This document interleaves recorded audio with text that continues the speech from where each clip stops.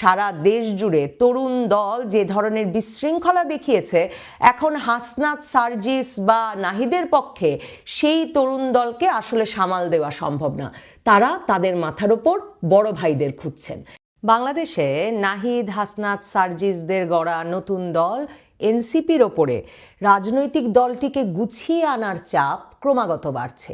দ্বিতীয় দফায় নির্বাচন কমিশনের কাছে আবেদন করেছে তারা নিবন্ধনের সময়সীমা আরও বাড়ানোর এবং রাজনৈতিক দল হিসেবে নিবন্ধনের জন্য সারা দেশে দলটির উপস্থিতি তৈরি করতে তাদেরকে দলে যেমন মানুষ টানতে হবে, কার্যালয় সচল করতে হবে, তেমনি একটা রাজনৈতিক উপস্থিতি জানান দেওয়া এতটা প্রয়োজনীয় হয়ে পড়েছে যে 9 ঘন্টার এক সভা করেছে দলটি গতকাল।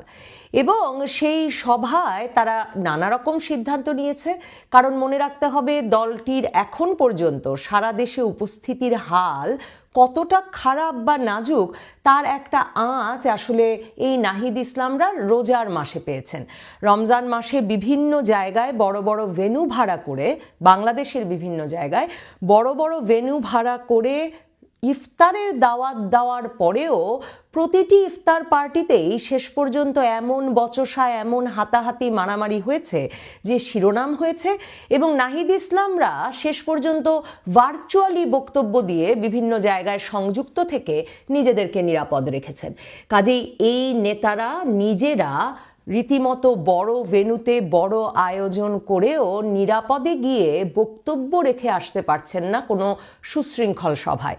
কাজেই রমজান মাসের অভিজ্ঞতা থেকেও দলটির ভেতরে সারা দেশে রাজনৈতিক উপস্থিতি জানান দেওয়ার মতো করে দল সংগঠন কতটা কঠিন সে বিষয়ে একটা আন্দাজ তৈরি হয়েছে এবং সেই আন্দাজ থেকেই তারা আরও জোরে সোরে এখন ভাবছেন যে আওয়ামী লীগ নেতাকর্মীরা যাদেরকে গত 8 মাস ধরে তারা ব্যাপকভাবে কোণঠাসা করেছেন, হামলা, মামলা, বাড়িতে অগ্নিসংযোগ, এলাকা ছাড়া করা, এরকম নানা অবস্থায় সারা দেশ জুড়ে একরকম লুকিয়ে বেঁচে থাকা আওয়ামী লীগ নেতাকর্মীদের দলে আনতে পারলে দলটিতে রাজনৈতিকভাবে অভিজ্ঞ, সংগঠনে অভিজ্ঞ একদল মানুষকে নিয়ে আসা যাবে এবং তাহলে মোটামুটি একটা অটোমেটিক্যালি তারা একটা তৈরি দল পেয়ে যাবেন, এমন একটা প্রত্যাশা বা স্বপ্নের মধ্যে এখন তারা আছেন। এই স্বপ্ন বা প্রত্যাশা তাদের আসলে ছিল গত আগস্ট থেকে। তারা যত বেশি হামলা, মামলা, ফ্যাসিবাদকে কোথাও দাঁড়াতে দেব না, ফ্যাসিবাদের রাজনীতি নিষিদ্ধ করতে হবে, কোথাও ছাত্রলীগ, আওয়ামী লীগের কর্মীরা দাঁড়ালেই তাদের শেষ করে দিতে হবে, এসব নিয়ে যত দাপট তারা সারা দেশ জুড়ে দেখিয়েছেন, তারা ততই ভেবেছেন যে প্রাণে বাঁচতে এবং এলাকায় টিকতে আসলে ছাত্রলীগ, আওয়ামী লীগের নেতাকর্মীরা এবং ক্যাম্পাসে টিকতে ছাত্রলীগ, আওয়ামী লীগের নেতাকর্মীরা মূলত তাদের ছায়াতলে এসে আশ্রয় নেবেন। 8 মাস পর এখন তারা দেখছেন যে এই বিষয়টি এত সহজে, এত অটোমেটিক্যালি, এত স্বতঃস্ফূর্তভাবে বা শুধুমাত্র হামলা, মামলা, আগুন দিয়েই ঘটিয়ে ফেলা সম্ভব হয়নি। কাজে এখন দলটিকে আসলে কৌশল নির্ধারণ করতে হচ্ছে কিভাবে আওয়ামী লীগ নেতাকর্মীদেরকে দলে টেনে আসলে দলে তারা লোক জোটাবে এবং সেই রাজনীতিতে অভিজ্ঞ, সংগঠনে অভিজ্ঞ, মিছিল সমাবেশে অভিজ্ঞ, দলে শৃঙ্খলা রক্ষা করতে, মানে কে নেতা আর কে কর্মী এই হায়ারার্কি রক্ষা করতে অভিজ্ঞ একদল লোককে এনে তারা আসলে দল গোছাতে চাইছে।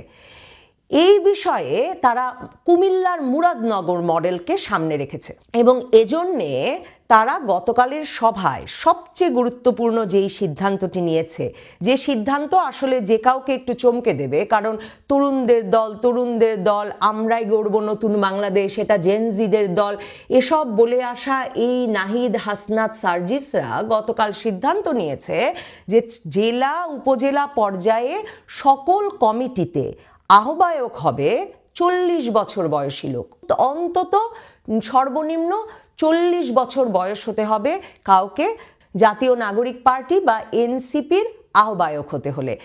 এই 40 বছর বয়স নির্ধারণটি প্রমাণ করে তারা আসলে অভিজ্ঞ কাউকে খুঁজছে। মানে সারা দেশ জুড়ে তরুণ দল যে ধরনের বিশৃঙ্খলা দেখিয়েছে, এখন হাসনাত, সার্জিস বা নাহিদের পক্ষে সেই তরুণ দলকে আসলে সামাল দেওয়া সম্ভব না।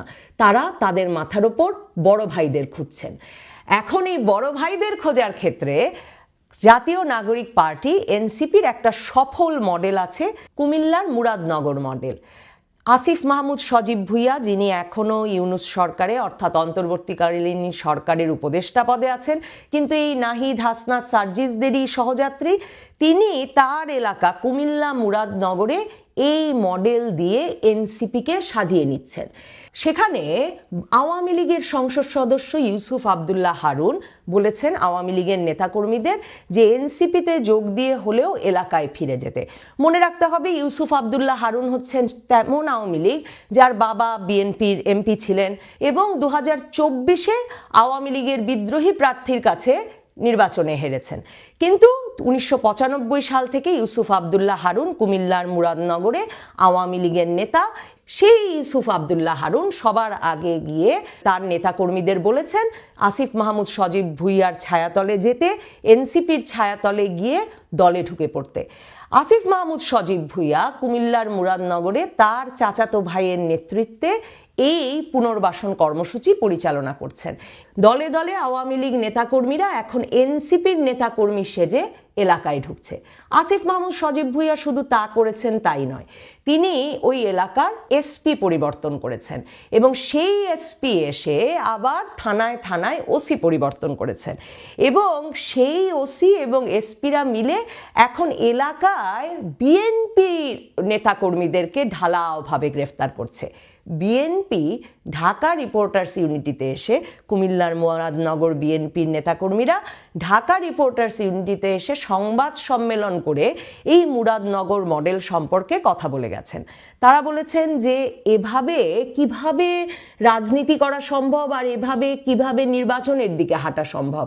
কারণ মন্ত্রীর পদে বসে আসিফ মাহমুদ সজীব ভুঁইয়া একদিকে টাকার বিনিময়ে, অর্থবিত্তের বিনিময়ে, এটা বুঝতে তেমন অসুবিধা হয় না, কারণ মনে রাখতে হবে ইউসুফ আবদুল্লাহ হারুন অত্যন্ত প্রথিতযশা ব্যবসায়ী। কাজেই তার পূর্ণ সহযোগিতায় তার দলের নেতাকর্মীরা, মানে তার সময়ে তার অনুসারী যেসব আওয়ামী লীগ নেতাকর্মীরা আছে, তারা আসিফ মাহমুদ সজীব ভুঁইয়ার নেতৃত্বে এসে এনসিপিতে যোগ দিয়ে এনসিপির কমিটি সেখানে জোরদার করছে। আর অন্যদিকে পুলিশ প্রশাসন পাল্টে ফেলে বিএনপির নেতাকর্মীদের ধরা হচ্ছে। কাজেই ধারণা করে নেওয়া যায়, বুঝতে বাকি থাকে না, অসুবিধা হয় না যে এনসিপি যত বেশি রাজনৈতিক দল গঠনে তৎপর হবে, তত জোরালো আওয়াজ তুলবে সারা দেশে আওয়ামী লীগ নিষিদ্ধ করা, আওয়ামী লীগের যাতে মিছিল না বেরোতে পারে, ফ্যাসিবাদের যেন কোনো চিহ্ন বাংলাদেশের আর কোথাও না থাকে। কারণ তারা ক্রমাগত ভাবছে ফ্যাসিবাদের চিহ্ন পড়ে যাবে আর তারা আসলে সেই ফ্যাসিবাদের অনুসারী নেতাকর্মীদের নিয়ে দল গঠন করবে।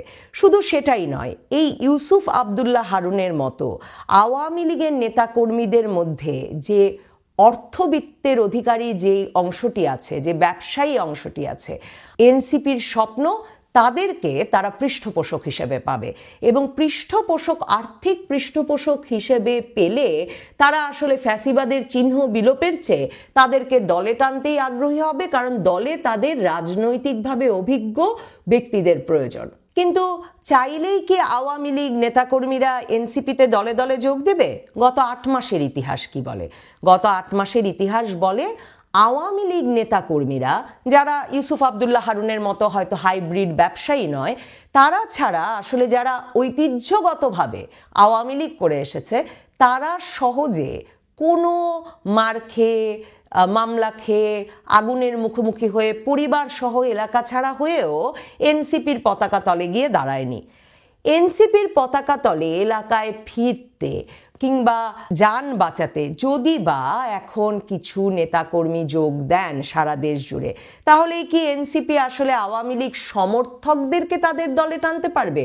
আমরা যদি 75 পরবর্তী আওয়ামী লীগের ইতিহাসও দেখি, আমরা কিংস পার্টি গঠন হতে দেখেছি। বিএনপি প্রেসিডেন্ট জিয়া ক্ষমতায় থেকে সামরিক আইনে ক্ষমতায় থাকা অবস্থায় রাজনৈতিক দল গঠন করেছেন, সেই রাজনৈতিক দল নিয়ে নির্বাচনে গেছেন।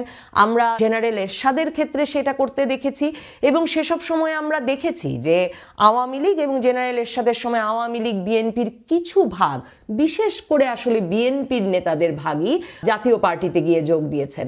আর জিয়ার পার্টির ক্ষেত্রে আমরা দেখেছি কিছু আওয়ামী লীগ নেতা কর্মী সে সময় যোগ দিয়েছেন বটে, কিন্তু এর চেয়ে আসলে বেছে নিয়েছেন পলাতক থাকা, ফেরারি থাকার জীবনকে, এবং দল কি করে আবার পুনর্গঠন করা যায় একটা সেই সংগ্রামে তারা যুক্ত হয়েছেন। অন্যদিকে সমর্থকদেরকে আওয়ামী লীগের সবচেয়ে বিপদগ্রস্ত অবস্থাতেও বিএনপি, জাতীয় পার্টি কিংবা অন্য কোনো কিংস পার্টি গঠন করে দলে টানা গেছে, তার কোনো ঐতিহাসিক ভিত্তি নেই। কাজেই এনসিপি আহ্বায়কদের বয়স 40 বছর করেছে, দলে এখন একটু প্রবীণতমদেরকে জায়গা দেওয়ার কথা ভাবছে, তাদের কথা গুরুত্ব দেওয়ার কথা ভাবছে, তাদেরকেও তাদের নতুন বাংলাদেশ গড়ায় অন্তর্ভুক্ত করার কথা ভাবছে। এটা আমাদের মতো মাঝবয়সীদের জন্য খুব আনন্দের কথা, খুব স্বস্তির কথা যে আমাদেরকে পুরোপুরি সমাজচ্যুত করেনি তারা। কিন্তু ভাববার কোনো কারণ নাই যে দলে দলে এখন আওয়ামী লীগ নেতাকর্মীরা গিয়ে আসলে এনসিপির আহ্বায়ক হতে গিয়ে উপস্থিত হবেন। তবে আগামীতে এই সময়টায় এনসিপি যখন দল গড়বে, নিশ্চিতভাবেই সারা বাংলাদেশে আবারও পুলিশি হামলা মামলা বাড়বে আওয়ামী লীগ নেতাকর্মীদের ওপর। অন্যদিকে এই এনসিপির যারা দাপুটে নেতা, হাসনাতের মতো যারা ভেঙে দাও গুড়িয়ে দাও করে বেড়াচ্ছেন গত 8 মাস ধরে, তারা যেসব পকেটে দাপট দেখাতে পারবেন, সেসব জায়গায়ও আওয়ামী লীগ নেতাকর্মীদের ওপর অত্যাচার বাড়বে, তা নিশ্চিত। তবে এনসিপি নিজের ভেতরে কতটুকু ঐক্য ধরে রাখতে পারে, মানে যে 20, 25, 10, 15 জন মূল নেতা তাদের আছেন, তারাই বা কতটুকু ঐক্য ধরে রাখতে পারে, সেটাও হয়তো আমাদের দেখবার জন্য অপেক্ষা করতে হবে। কারণ গতকালের সভায় এমনও শোনা যাচ্ছে যে সার্জিসের সেই 1.5 শতাধিক গাড়ির মিছিল নিয়ে লম্বা সময় আলাপ হয়েছে, এবং এই নেতাদেরও একটা বিরাট অংশ ক্রমাগত জানতে চেয়েছেন যে কিভাবে এই অর্থবিত্ত সংগ্রহ করেছেন সার্জিস, এবং কেন তার ভাগ বা তার আজ সকলে পান নাই। এবং সার্জিস এর আগে তাসনিম জারার ফেসবুক পোস্টের উত্তরে যদি বা বলেছিলেন যে পরিবার থেকে 5 লাখ টাকা তিনি পেয়েছেন, কিন্তু সভায় প্রশ্ন উঠেছিল যে 5 লাখ টাকায় 1.5 শতাধিক গাড়ি জড়ো করা সম্ভব কিনা, আর নিয়মিতভাবে এই লাইফ আর লাইফস্টাইল কিভাবে দেখিয়ে বেড়াচ্ছেন সার্জিস।